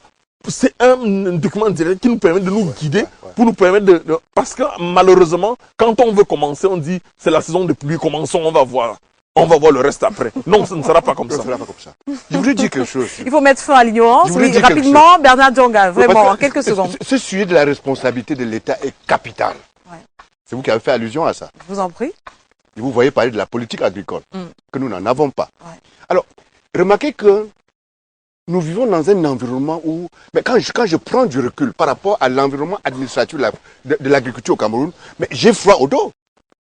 C'est de la catastrophe et c'est très très dangereux. Sur la scène agricole au Cameroun aujourd'hui, vous avez le ministère de l'Agriculture qui a ses projets. PACA, ASEFA, j'en passe. Agricole. Vous avez le ministère du Plan qui a ses projets. Agropole de ci, agropole de ça. Et j'en passe. La recherche scientifique aussi. Vous avez le ministère de la Recherche scientifique. Vous avez le ministère de la Jeunesse qui a aussi ses projets agricoles. Mais on en vient à ce point de savoir qui fait quoi et où vont ces milliards qui sont dépensés autour de ces projets quand on voit que sur le marché, le prix du kilogramme de macabo, du kilogramme de manioc ne fait que croître. Mais il y a de quoi se poser des questions. Je pense que vous accepterez cela. Et c'est là où je dis, tant qu'on n'arrivera pas à un stade où il y a non seulement la redevabilité, où il y a la sanction. Quand un ministre nous donne une information par rapport à un projet réalisé, il faudrait qu'au bout de ce projet, quand on fait le bilan et c'est négatif, que ce ministre soit sanctionné. Vous avez parlé de manioc. Est-ce que vous savez que les 5 variétés de manioc qui ont été introduites en milieu rural par le ministre Essimi Meunier, j'assume ce que je dis. Parce que je connais toute cette histoire. Les 5 variétés ont été créées par l'IITA. C'est des 5 variétés de manioc qui sont adaptées à la transformation, soit du manioc en amidon, soit du manioc en semoule. Ça n'a rien à voir à ce que le commun des Camerounais consomme. Je veux dire le foufou, je veux dire le bâton de manioc, je veux dire le manioc tubercule. Le manioc tubercule, c'est une variété à part des 5. Quand vous prenez ce manioc tubercule et que vous le préparez, non seulement il cuit à merveille, mais il est parfumé. Mais voilà que, petit à petit, on pousse nos producteurs à laisser ce manioc qui est adapté au tubercule consommable, à investir sur le manioc transformable. Les paysans l'ont fait depuis 3 ans. Moi qui vous parle, je suis directeur de publication de La Voix du Paysan. Donc les plaintes nous arrivent tous les jours. J'ai fait un reportage à Okola. Non, une dame qui avait mis en place 3 hectares de manioc, ayant eu les semences des 5 variétés dont M. Essimi Meunier fait la campagne. La femme, c'est que vous ne pouvez pas réaliser. Quand vous faites un demi-hectare, j'ai parlé de 3 hectares, mais je me limite à un demi-hectare. Quand vous récoltez un demi-hectare de manioc, vous les placez là. Les transporter de là sur 1 kilomètre, c'est de la mer à boire. Je dis transporter. C'était le premier problème de cette dame. Deuxième problème, quand on a dit aux paysans, multiplier ce manioc qui est bon pour la transformation, on ne leur a pas dit là où on transforme. Mais la pauvre dame, elle a les 3 hectares entre les mains. Est-ce qu'ici à Yaoundé, c'est une unité de transformation du manioc en semoule ou bien ça n'existe pas. Vous voyez comment vous avez des gens qui prennent des projets à moitié. et qui engage les petites populations dans un projet pris à moitié. Le projet échoue, c'est les paysans qui assument l'échec. Monsieur Essim Meunier, il est où pour dédommager cette dame qui est à Okola, qui a fait son maillot. Je n'ai pas poursuivi la suite de l'histoire, mais elle a abandonné le reste du maillot. Parce que quand vous amenez sur le marché une petite quantité, mais la consommatrice qui a acheté, elle vous dit, mais votre maillot, ça ne cuit pas. Ça ne cuit pas. Vous portez encore les notes négatives et vous abandonnez le reste au marché. Mais qui paye pour cela? Entre-temps, en amont, il y a de gros fonds qui sont engagés dans ce sens-là. Tout se parle en milliards, Alors, si vous voulez savoir. Jean-Pierre Imélé, pour aller dans la continuité de Bernard Ndjonga, de plus en plus, les aliments se raréfient sur le marché et coûtent de plus en plus cher. Pourtant, le besoin est là, on n'arrive pas à produire. J'aimerais avec vous que l'on aborde les fonctions économiques de Labo Agri, d'abord individuelles et pourquoi pas nationales. Oui, en fait, Labo Agri, je disais tout à l'heure que c'est une panacée, parce qu'en fait, alors, c'est-à-dire c'est quelque chose qui arrive à point nommé. C'est-à-dire que c'est un remède. S'il n'y avait pas Labo Agri, il faudrait l'inventer. Mais dis-le comme voilà. ça. Voilà. Moi, je t'ai perdu. Voilà. Alors, donc, je disais donc que c'est quelque chose qui arrive à point nommé. Et ce Labo Agri, en fait, en faisant la promotion de tout ce que nous venons de dire là, va permettre de renforcer la souveraineté, de remettre les produits sur le marché. Et ça, c'est très important. Tout ce que nous avons évoqué, la raréfaction des produits, qui peuvent être liés au modèle agronomique qui existe. Parce qu'il y a plusieurs modèles agronomiques au Cameroun. Vous avez l'agriculture de rente, qui, elle, n'est pas vivrière, et qui peut ne pas cohabiter avec l'agriculture vivrière. Il faut une volonté réelle des opérateurs économiques, petits agriculteurs, petits paysans, État même, organisations professionnelles, pour améliorer. Le constat est là. Le constat est là. Les lenteurs administratives, ou si vous voulez, le plan que l'on retrouve au niveau des États ne permet pas de rêver grand aujourd'hui avec ces États-là. Allons-y de manière individuelle, c'est-à-dire que des agriculteurs qui s'engagent à améliorer leurs conditions de vie par Labo Agri. C'est d'où ma question sur le côté économique, l'apport économique, d'abord personnel et ensuite national. Alors, non, je voulais juste dire que le fait d'évoquer les différents types de modèles agronomiques qui existent, c'était pour chuter sur le fait que les modèles qui existent aujourd'hui ne sont pas capables de régler cette question de fonction économique de l'agriculture de manière sérieuse. Et c'est là que Labo Agri intervient. Intervient en permettant de mettre ensemble des gens qui ne pensaient même pas être ensemble hier. Voilà, donc si on met ensemble un petit producteur avec un opérateur africain de la diaspora, tous motivés par changer, apporter une production nouvelle et adapter. Parce qu'il ne faut pas produire pour produire, il faut produire ce qui se consomme. Et là-dessus, les statistiques nationales montrent que nous sommes importateurs nets de denrées alimentaires. C'est dommage. Oui, bon, donc nous sommes donc exportateurs de devises pour acquérir ces denrées alimentaires. Et c'est très regrettable. C'est pour ça que il faut développer des synergies. Et ces synergies, elles commencent effectivement par des projets comme celui de Labo Agri. Mais Labo Agri, à un moment donné, doit intégrer sous forme de propositions des actions en relation avec l'État. Parce que nous sommes dans un État. Nous pouvons constater les déficits de l'État sur certains domaines, comme le relevait Bernard tout à l'heure, mais nous avons le devoir de développer des modèles qui soient acceptables et qui puissent à un moment donné, lorsque ces modèles ont fait leur preuve, donc présenter à l'État pour justement porter les projets à une dimension un peu plus évoluée. Parce que ne vous en faites pas, quand on parle d'économie agricole, l'économie agricole n'est pas simplement dirigée vers le petit opérateur agricole ou le petit agriculteur. Elle intègre également tout ce qui va autour de l'agriculture. Et je peux vous dire qu'il y a beaucoup de choses qui vont autour de l'agriculture. C'est pour ça qu'on dit que c'est une activité transversale des autres activités économiques.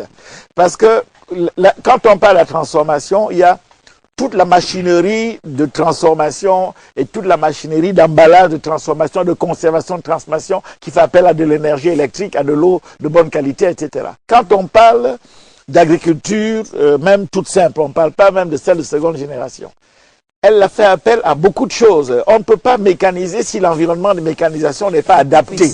C'est-à-dire qu'au départ, il faut que l'environnement de mécanisation soit travaillé. Nous avons, j'ai toujours dit ça ici, le génie militaire dans les pays africains. Ce génie militaire-là, une de ses premières missions, parce que nous ne sommes jamais en état de guerre permanente, c'est justement d'utiliser des engins lourds pour mettre la ruralité, les zones rurales, en condition de mécanisation. Ouais. Mettre en condition de mécanisation, ça veut dire labourer, préparer les routes, enlever les troncs d'arbres, dégager les gros cailloux et mettre les terres de manière à ce que ce soit labourable. Accessible, Et à partir de là, ça change tout. Vu les conditions climatiques qu'on a au Cameroun, vu la large variété de zones agroécologiques que nous avons au Cameroun, le déficit de stations agrométéorologiques fonctionnant normalement peut gêner. Mais on va commencer par des observations empiriques. Et alors, il faut donc aller vers ça et exploiter tout ce potentiel. Et je peux vous dire que on n'a pas besoin de 12 mois pour changer, parce qu'on a toutes les productions à cycle végétatif court, c'est-à-dire qui poussent en 3, 4 mois, 5 mois. Voyez? Rien que ces productions, on peut les citer, maïs, soja, arachide, et j'en passe. Donc, si c'est fait sérieusement, ça change tout. On devient exportateur même de produits alimentaires transformés, toujours avec la bonne valeur ajoutée. Donc, vraiment, je ne me fais pas de soucis. Il faut simplement que cette initiative soit correctement portée par nous. Nous avons la chance d'avoir déjà l'expérience de nos métiers. Ouais. Donc, nous savons de quoi nous parlons. Et l'amour de celui-ci. Hein? Voilà. Donc, nous pouvons donc soulever des montagnes avec la Boagri. Alors, Thierry Yamen, il faut définitivement briser ce paradoxe qui voudrait que l'Afrique, terre viable, ce sont des terres productives, mais les Africains continuent d'avoir faim et il manque la nourriture de qualité sur le marché. On importe de plus en plus. Voilà une autre dimension économique qui pourrait être résolue avec la Boagri. Oui, je suis très heureux que vous soulevez ce problème parce que j'ai fait l'Union soviétique. Et en Union soviétique, je peux vous assurer, quand il fait froid, c'est à partir du mois de novembre. De novembre, quand je parle du froid, c'est du vrai froid. Oui. C'est-à-dire, on se retrouve en janvier, février à moins 42 degrés, donc il n'y a rien à cultiver jusqu'en mars, avril. Donc ça fait 6 mois où on ne fait rien. Pendant mes études, puisque moi ma spécialité c'est la mécanisation agricole, il fallait trouver des moyens pour que les choux qui ont été produits pendant l'été, qu'on puisse aller garder à la cave pour voir ce qu'on va manger l'année pendant l'hiver. Vu sur cet angle, nous sommes bénis en Afrique. Nous sommes triplement bénis. Quand il vous a parlé des cycles de production, c'est des choses que certains n'arrivent même pas à croire. Parce que quand on dit on peut avoir 3 récoltes par an, ils disent non, c'est pas. Je dis 3. Et quand on regarde. Différents produits. Voilà. Oui. Maintenant, il y a une chose où, quand vous introduisez l'État, je me dis, tous ceux qui vendent les produits importés, si nous comprenons que c'est nous qui avons le pouvoir d'achat et nous allons consommer ce que nous allons produire, ils vont rentrer tranquillement. Parce qu'aujourd'hui, 85% des chiffres d'affaires réalisés dans les supermarchés repartent de l'autre côté. Ouais. Qu'est-ce qui reste sur place? Même en termes, parce que l'un des volets économiques qu'il fallait parler, c'est la main-d'œuvre, c'est-à-dire l'utilisation de la main-d'œuvre. Quand on parle du travail, le vrai travail, l'argent vient, le pouvoir d'achat vient de celui qui travaille, parce qu'il saura que quand il a produit, il va aller remettre à quelqu'un qui a de l'argent, qui sera nourri, et il va récupérer. C'est un cycle fermé dans lequel ils se rendent compte qu'ils vont devenir riches sans s'en rendre compte. Et là, quand vous parlez de produits importés, dites-moi avec quoi on peut nourrir des enfants aujourd'hui. On a nourri nos grands-parents, on a nourri nos mamans, on vient nourrir même nos chiens en Afrique. Ce n'est pas possible. Il faut qu'on dise non. Et pour dire non, il faut travailler. Il faut travailler, comme disait mon enseignant, il faut se courber en Afrique pour être riche. Si on se courbe un peu sur la terre, on est sûr qu'on va récolter ce dont on a besoin pour pouvoir. Je pense, mais les autres compagnies parlent beaucoup de l'extérieur. Je suis heureux, mais c'est en Afrique qu'on va consommer tout ce dont. Parce que c'est nous qui faisons tourner les usines. Il y a les débouchés. C'est nous qui faisons tourner les usines en Europe. C'est nous qui faisons tourner les usines en Europe. Demandez, allez voir le panier de la ménagère. Qu'est-ce qu'elle prend?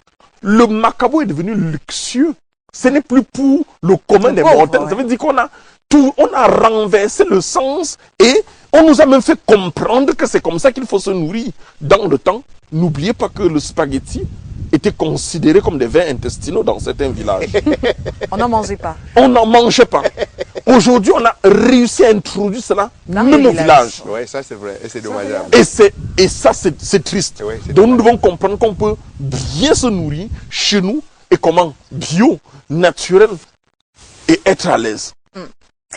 Merci à vous, hein, Thierry Niamen, Pierre-Paul Moubitan, Jean-Pierre Imélé, Bernard Django. On va faire une courte pause. On se retrouve dans quelques minutes pour chuter avec cette autre édition de Labo Agri. À tout de suite.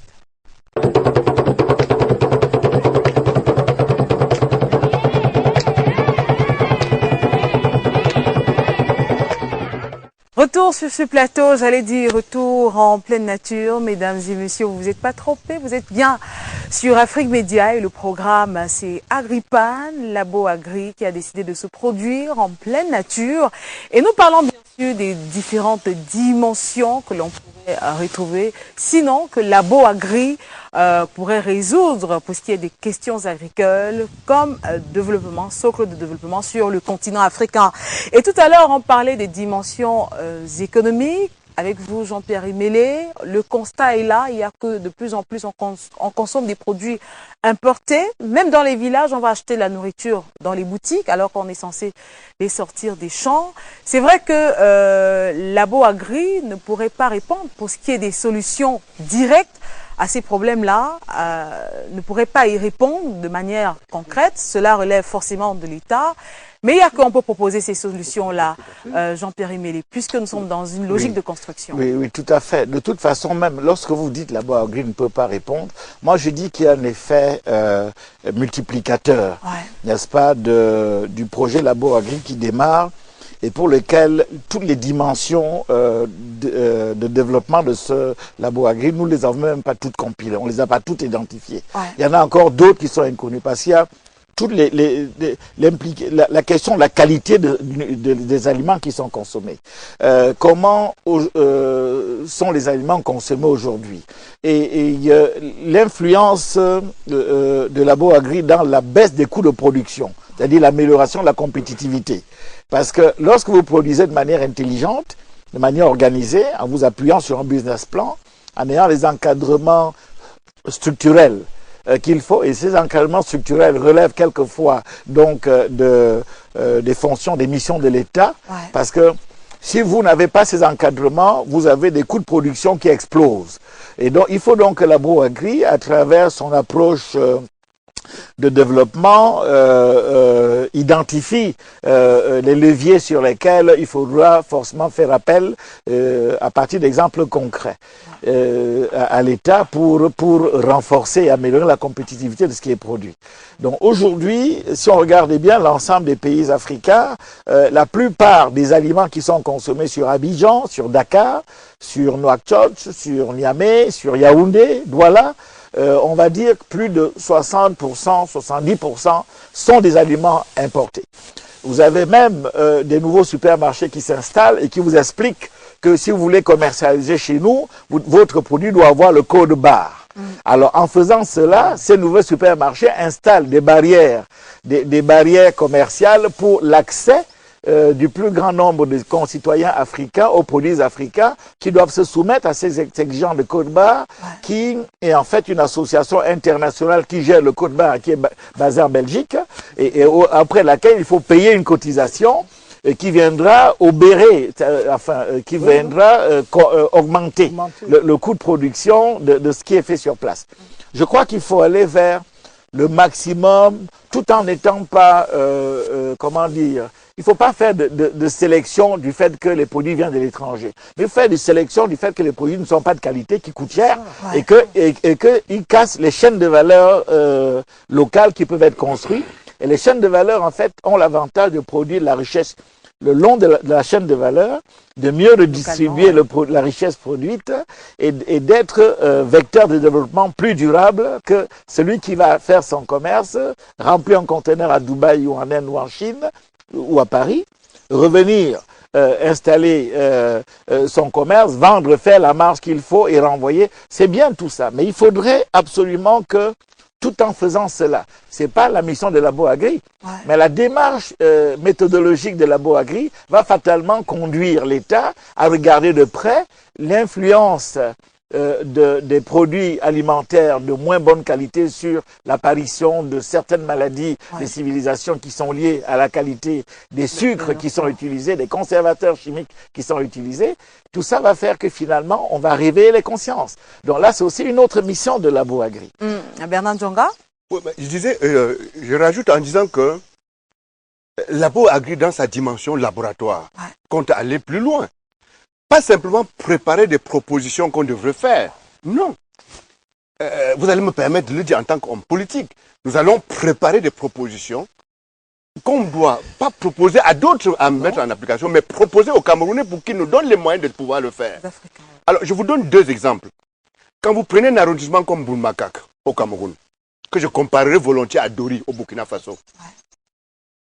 Alors, dans ces deux régions, il y a deux formes d'économie.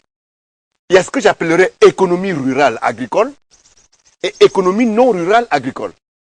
Par économie rurale agricole, c'est toute la production agricole qu'il y a dans ces régions-là. Ça fait partie de l'économie de ces régions rurales. Ce que j'appelle économie rurale non agricole, c'est le mototaximan, c'est le boutiquier du coin, je ne sais pas, c'est les instituteurs, le vendeur de carburant. Les vendeurs de carburant, ils font partie de l'économie.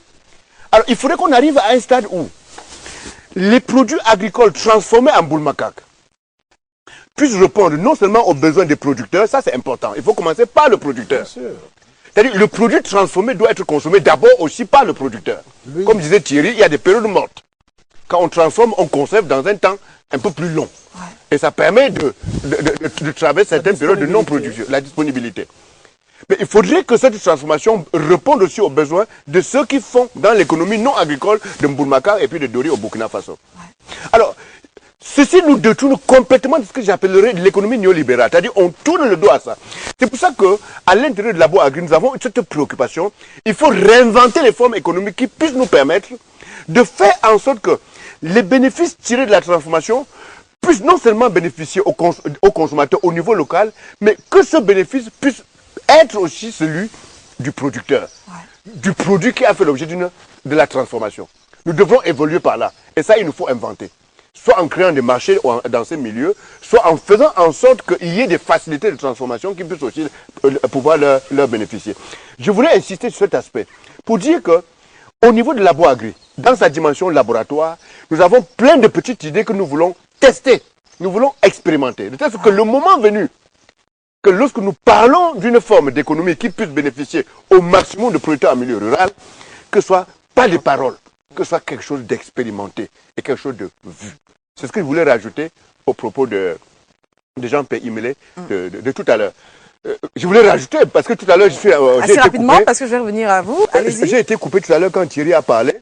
Il faut qu'on comprenne que les paysans que vous voyez en milieu rural, ce que eux, ils ont comme premier capital à mettre à contribution, mais c'est leur force de travail. Ça, ils ont ce capital. Et ce n'est pas donné. Mais quand vous prenez le tracteur, c'est par rapport à sa puissance. Bien sûr. Mais les paysans en milieu rural, à leur niveau, ils ont aussi cette puissance. Or, le problème qu'on devrait reconnaître, c'est que la puissance que ces paysans ont entre les mains aujourd'hui, on ne leur donne pas l'occasion de le valoriser à la hauteur de cette puissance-là. C'est un véritable problème.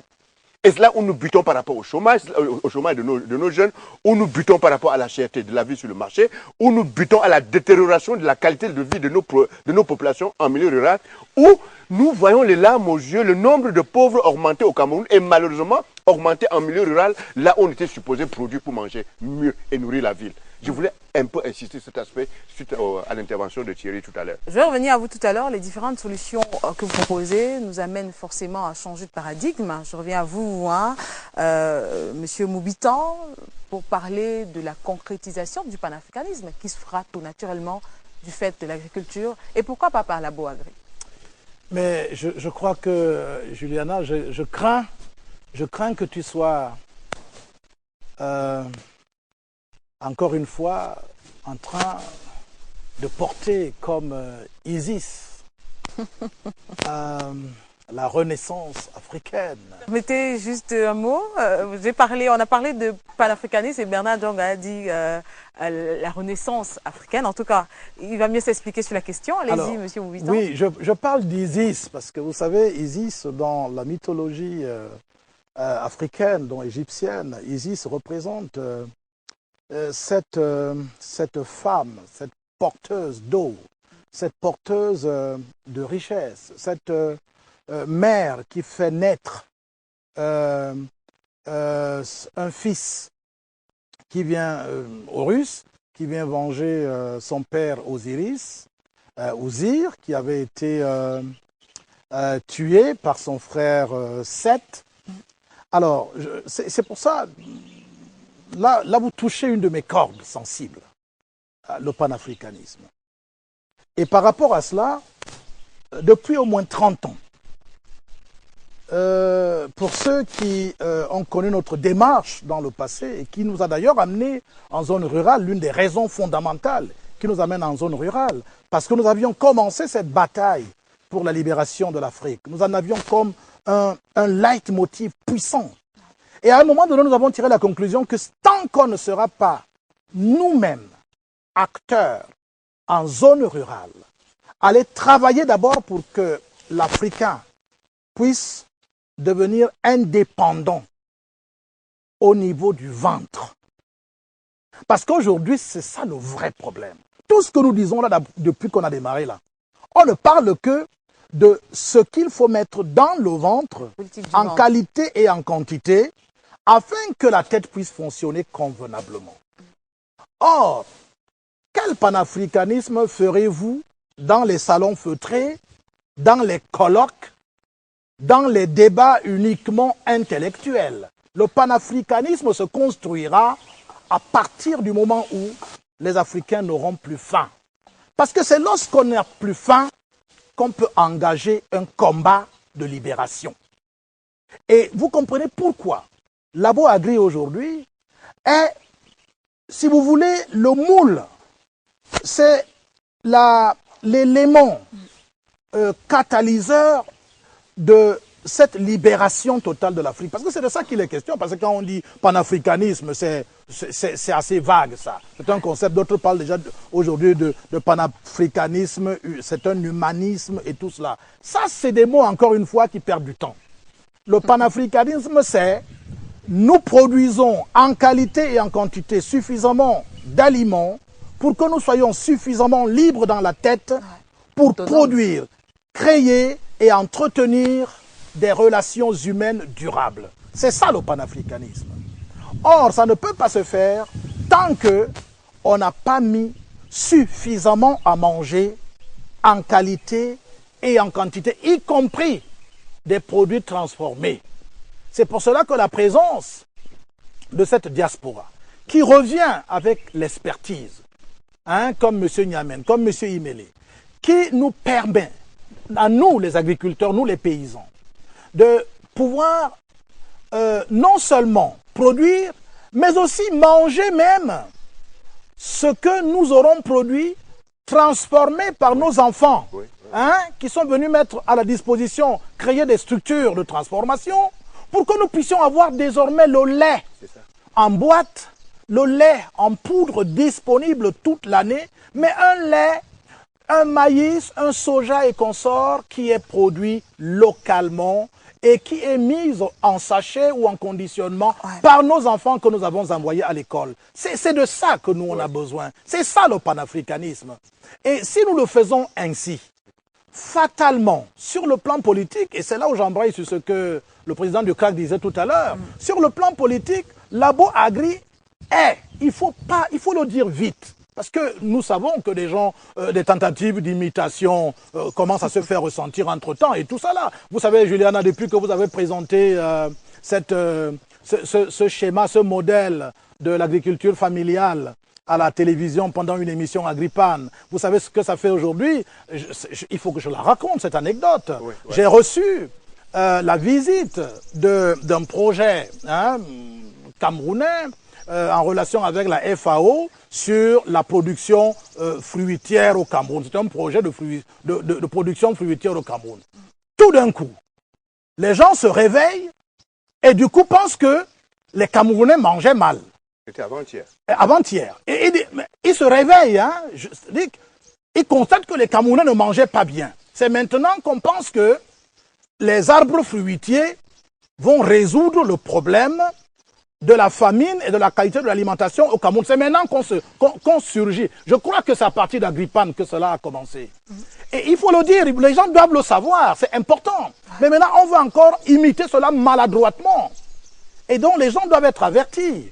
Je me souviens l'autre jour, il y a quelqu'un parmi la mission qui est venu me voir dans mon exploitation.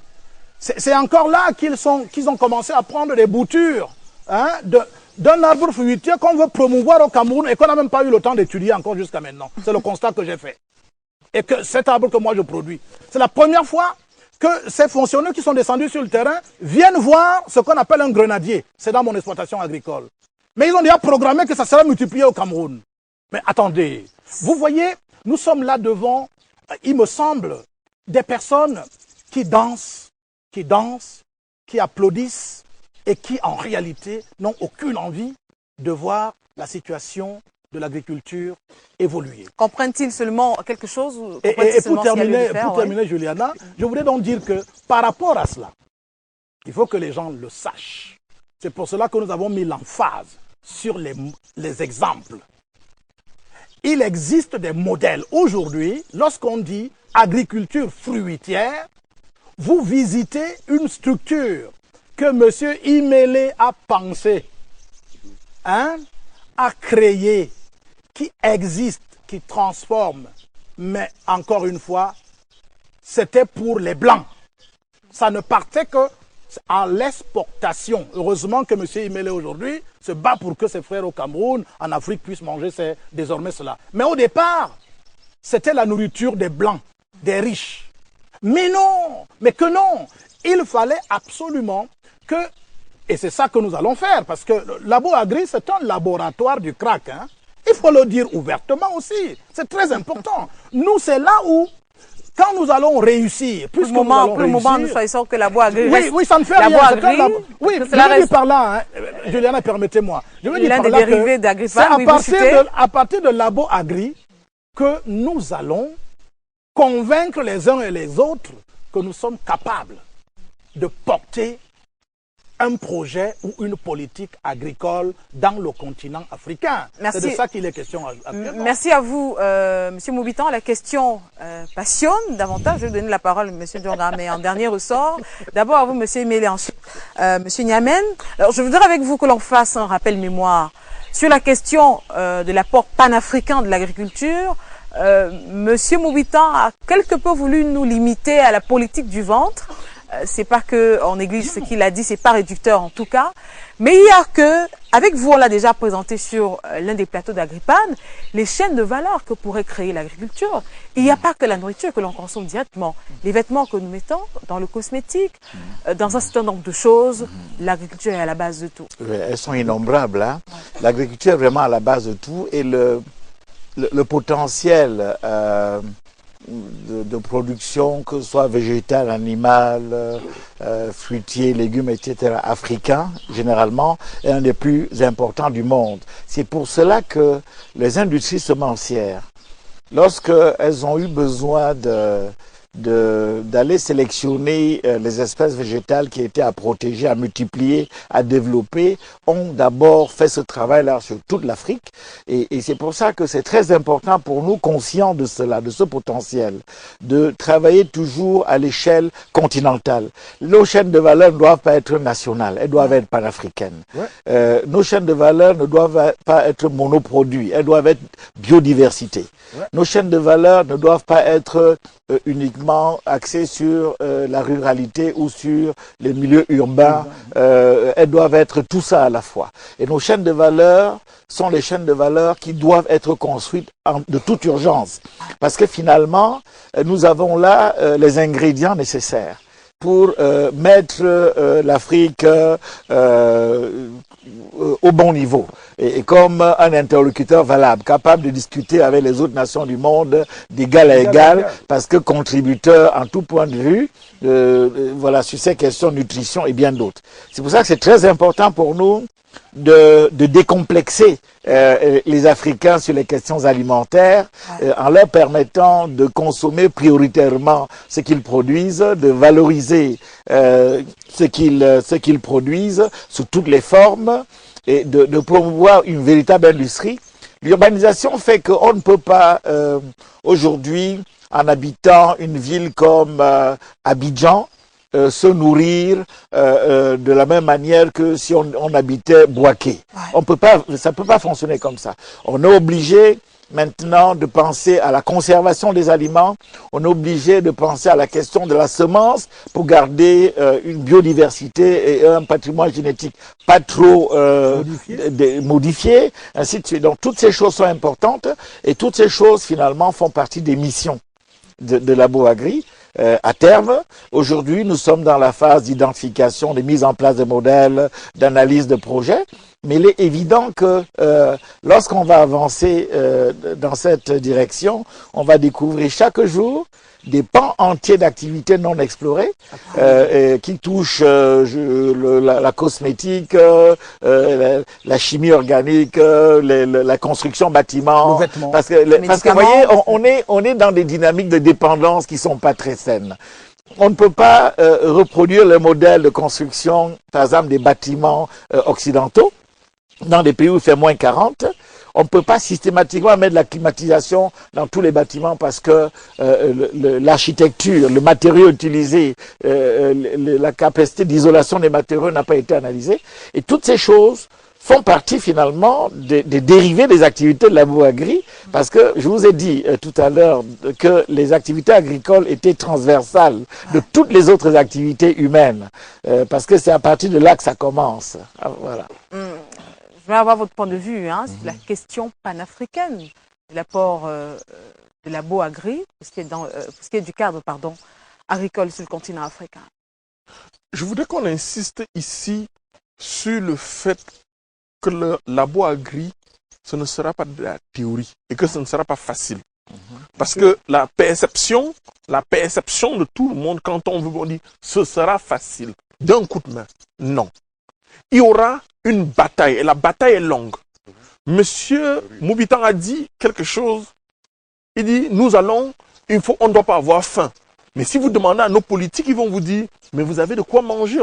Et effectivement, le poulet congelé, on pouvait bien manger. Oui, on pouvait bien remplir le ventre. Mais est-ce qu'on avait bien mangé? Non. Monsieur Yimele dit, nous devons consommer ce que nous produisons. Mais en face, on ne peut pas nous donner des cadeaux.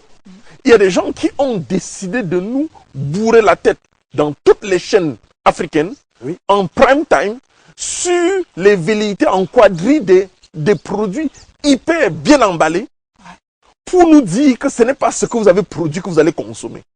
Alors c'est à nous maintenant d'insister dessus et de dire, c'est là-bas qu'il y aura le champ, c'est là-bas que nous allons lutter. Et lutter comment?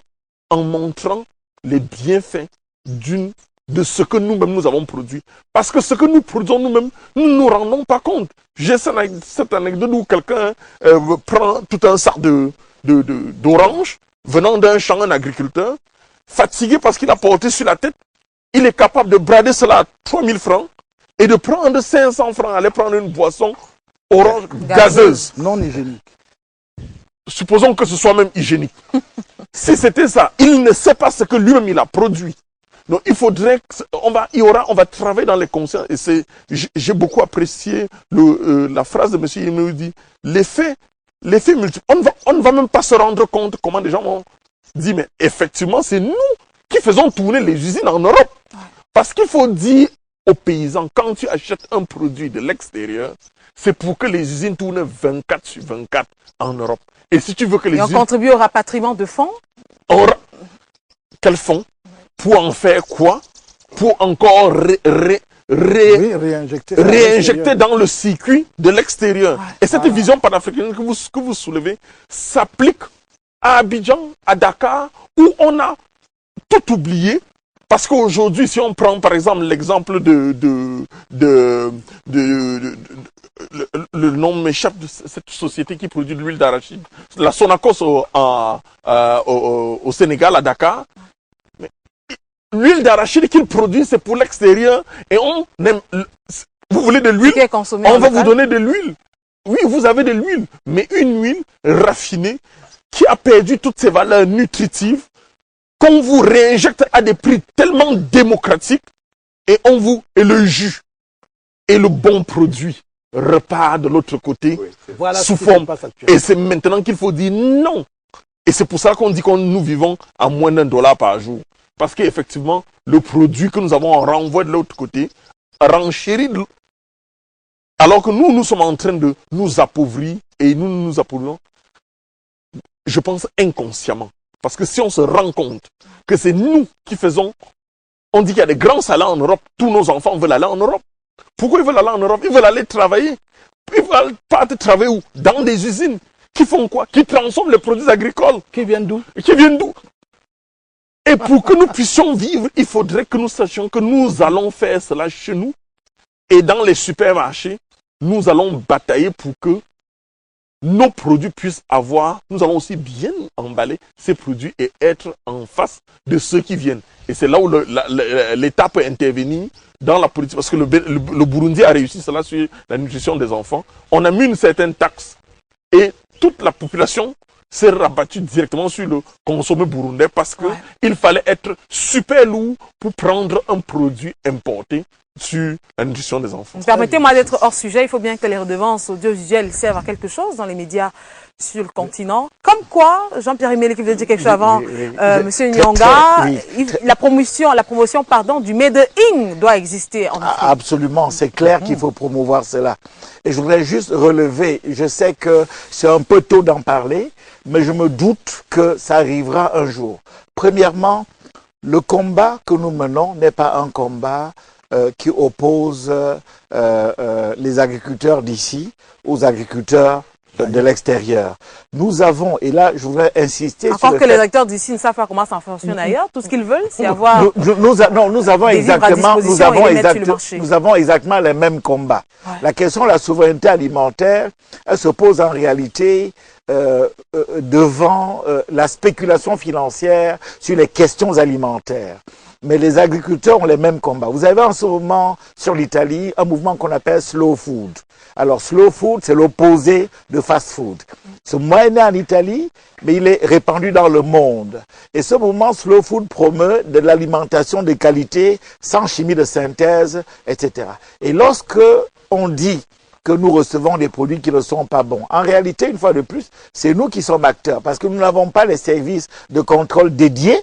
C'est-à-dire qu'il faut que ce qui entre fasse objet d'un minimum d'analyse pour savoir quelle est la concentration même des produits chimiques qu'on peut trouver dans les produits qui rentrent ici. Nous ne faisons pas cet effort. Donc nous avons une part de responsabilité dans ce qui se passe. Mais une fois de plus, il y a une solidarité naturelle qui apparaîtra au niveau mondial. Ça reste utopique pour l'instant parce qu'on est dans une situation de misère aggravée dans nos pays qui fait que nous ne regardons pas très bien les solidarités objectives qui existent entre tous les producteurs agricoles du monde qui ont exactement les mêmes combats, sauf que à un moment donné, il y a une sorte de conflits d'intérêts apparents qui apparaissent entre nos économies et les économies du Nord, parce que nous avons tendance à penser que les politiques qui sont menées dans le Nord sont acceptées par les populations du Nord. Ce n'est pas vrai.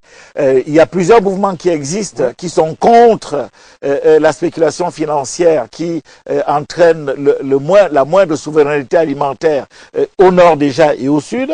C'est pour ça que chez eux, au Nord, ils ont développé ce qu'on appelle le commerce de proximité, c'est-à-dire que le producteur produit pour vendre à quelqu'un qu'il connaît, qui est à côté, l'agriculture biologique, des mouvements comme le mouvement Attaque, qui est un mouvement en fait qui conteste le rôle néfaste de la finance internationale sur les agricultures du monde, y compris les agricultures européennes et non américaines.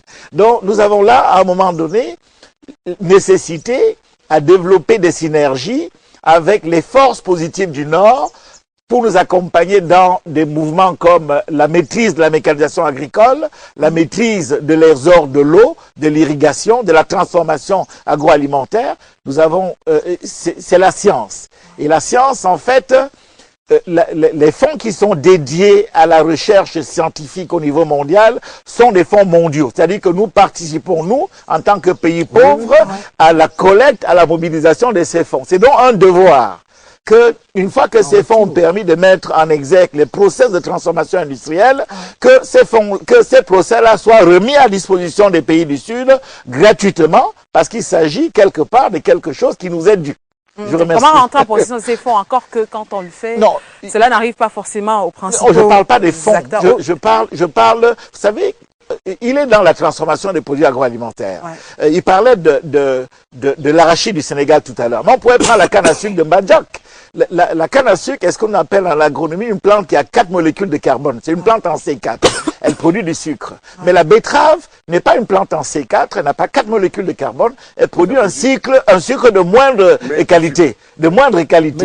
Et c'est ce sucre-là qui est vendu ici, pendant que le sucre avec 4 molécules de carbone est exporté. Vous voyez, vous pouvez prendre dans tous les pays africains des exemples de ce genre. Mais il faut juste qu'on soit conscient et qu'on sache orienter notre consommation vers une consommation intelligente, un tout petit peu militante, qui permette d'accélérer le mouvement de renversement de paradigme que nous invoquons. D'où la promotion du Made in, Bernard Dzongangri sera d'accord avec moi tout à l'heure, il va nous expliquer pourquoi, mais il y a que quand on découvre les développements des uns et des autres, Bernard Dzongangri comprend forcément que si on se fie à ces chaînes de valeur, l'Afrique peut se développer par l'agriculture, d'où le panafricanisme. Mais vous insistez, je suppose, je peux me tromper, vous insistez à ce qu'il y ait un trait d'union entre pan et africain. Pourquoi? Bon, d'abord, je prends Jean-Pierre et puis Thierry au mot. Quand je dis promouvoir le Made in Cameroun, vous m'avez vu secouer le doigt. Parce que c'est insuffisant. Il faut promouvoir le Made and Eat in Cameroun. La nuance vaut tout son pesant d'or. Alors, je vous invite. Non, regardons tout la HPP. C'est en Djombe, ils font la banane. Non, PHP, ils font de la banane. Quand vous voyez le circuit de transformation de la banane qui va en Europe, c'est les mains qui sont au milieu. C'est des beaux doigts qui suivent un très bon traitement. Le matin, 2 types de camions démarrent de HPH à Djombe. Pour la ville.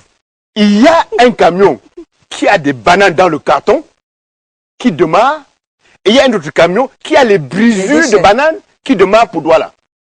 Arrivé à Douala, on sert les brisures de bananes à nos populations sur le marché de Gouloulou et autres, on fait ça en tas. Alors que les beaux doigts, ils prennent l'avion pour l'Europe. Mais vous voyez ça tous les jours, c'est la réalité qui est avec nous. Mais dites-moi en quoi le paysan, le Camerounais qui est à Douala ne peut pas consommer les beaux doigts qui vont en Europe. Alors, donc, c'est pour dire quoi? C'est pour dire que quand on parle de Made in Cameroun, il faut apporter une nuance, il faut rajouter Made and Eat in Cameroun. Je pense qu'on s'est compris. C'était notre débat, on doit le temps de venir, puisque je n'ai rien contre la HPP. Non, c'est la HPH. Ce mot-là me menace depuis un certain temps. Alors, vous avez parlé de panafricanisme, mais vous ne pouvez pas savoir combien avec Labo Agri, moi je suis un gars heureux. Parce que depuis 30 ans que j'observe le développement agricole ici chez nous en Afrique, je suis aujourd'hui plus qu'hier convaincu que la voie de notre développement